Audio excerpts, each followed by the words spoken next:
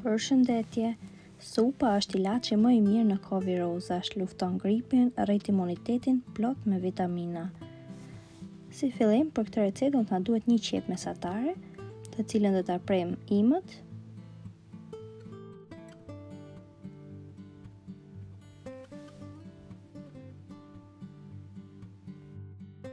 Pasi e kemi prerë, do ta skuqim me 2 lugë vaj. Temperatura duhet të jetë mesatare.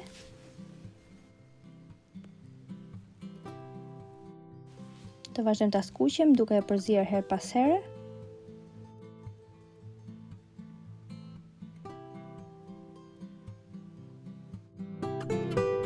Më pas me rente do të grim 2 karrota.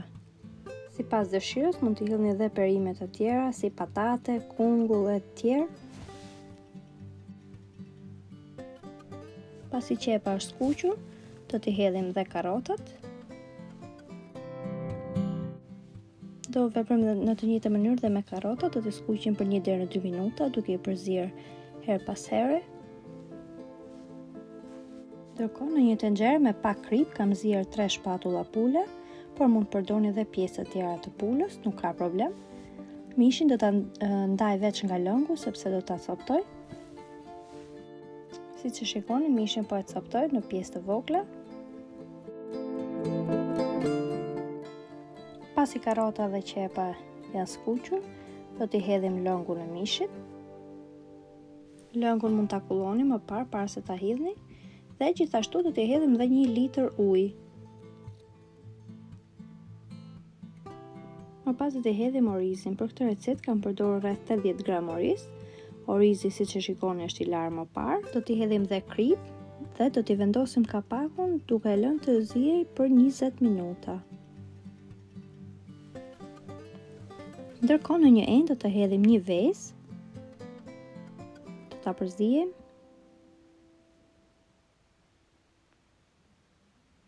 Tre lugë kos.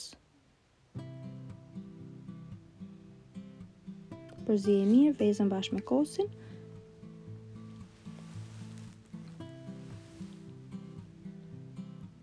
Pak lëng limoni.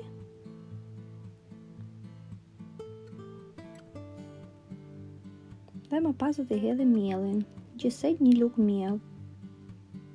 Vazhdojmë t'i përziejmë mirë që mielli mos ngeli me kokriza. Pas 20 minutash, orizi është zier, do t'i hedhim mishin e pulës.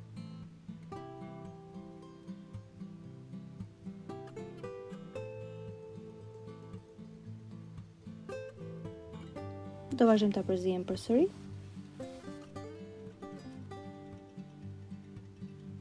Do të marri pak nga lëngu supës dhe do ta hedhim tek masa e kosit dhe e vezës që përgatitëm pak më parë.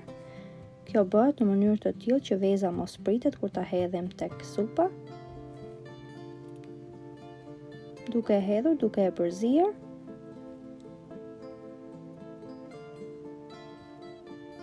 Do ta lejmë të ziejë për 5 minuta të tjera në temperaturë të ulët dhe më pas e kemi gati.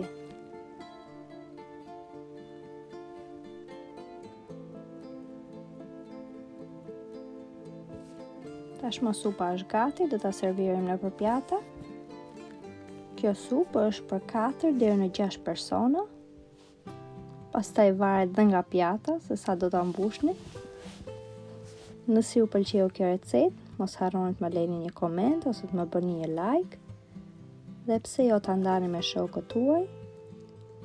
Sipër sipas dëshirës mund t'i hidhni siç i kam hedhur unë, vaj ulliri dhe rigon. Nëse e provoni këtë recetë, ju bëft mirë.